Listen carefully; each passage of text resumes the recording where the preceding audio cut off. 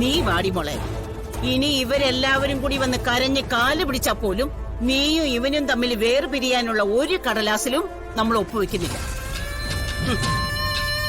പ്രിയങ്ക നിന്റെ ജീവിതത്തിൽ നിന്ന് ഒഴിയണമെന്ന് ആഗ്രഹമുണ്ടെങ്കിലേ പറഞ്ഞ കാശ് ഇപ്പൊ ഈ നിമിഷം മേശപ്പുറത്ത് വെക്കണം.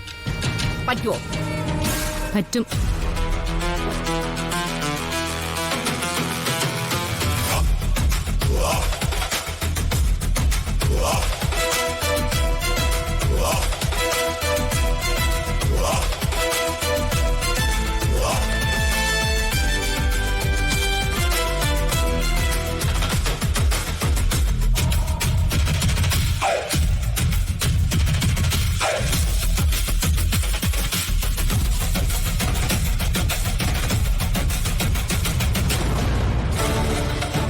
വരും. ഇവർക്ക് കൊടുക്കാനുള്ളത് 25 കോടിയല്ലേ? ആ തുകയുടെ ചെക്ക് ഇതവർക്ക് കൊടുത്തേക്ക്.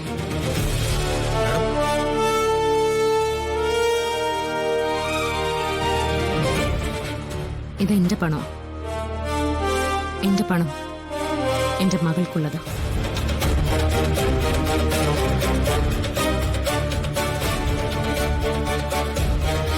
വരുണ്ട കുടുംബത്തിന്റെ താൽക്കാലിക ബുദ്ധിമുട്ടുകളൊക്കെ എനിക്ക് മനസ്സിലായി. അതുകൊണ്ട് ഇതൊരു കാരണവശാലും നീട്ടിവെക്കാൻ പറ്റില്ല.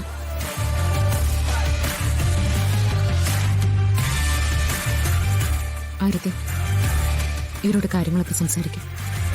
എന്നിട്ട് എഗ്രിമെന്റ് സൈൻ ചെയ്യിക്കും.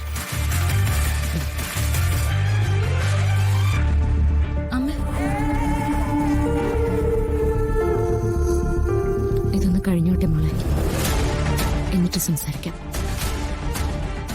പ്രിയങ്ക, വരുണിന്റെ കയ്യിൽ നിന്നും ഈ ചെക്ക് നിനക്ക് ഏറ്റുവാങ്ങും. എന്നിട്ട് എഗ്രിമെന്റ് സൈൻ ചെയ്യും. ഈ ചെക്ക് പണമുള്ളതാണെന്ന് ഞങ്ങൾ എങ്ങനെ വിശ്വസിക്കും? ഈ ചെക്ക് മടങ്ങില്ല. തരുന്ന ചെക്കിന് എന്തെങ്കിലും പ്രശ്നം ഉണ്ടെങ്കിൽ അതിനുള്ള പരിഹാരവും എഗ്രിമെന്റിലുണ്ട്. അപ്പൊ പിന്നെ പ്രശ്നമില്ലല്ലോ. ശ്യാമ മേഡത്തിന്റെ ചെക്ക് ഒരിക്കലും മടങ്ങില്ലെന്ന് ഏത് കണ്ണുപൊട്ടനും അറിയാം. എഗ്രിമെന്റ് സൈൻ ചെയ്യും.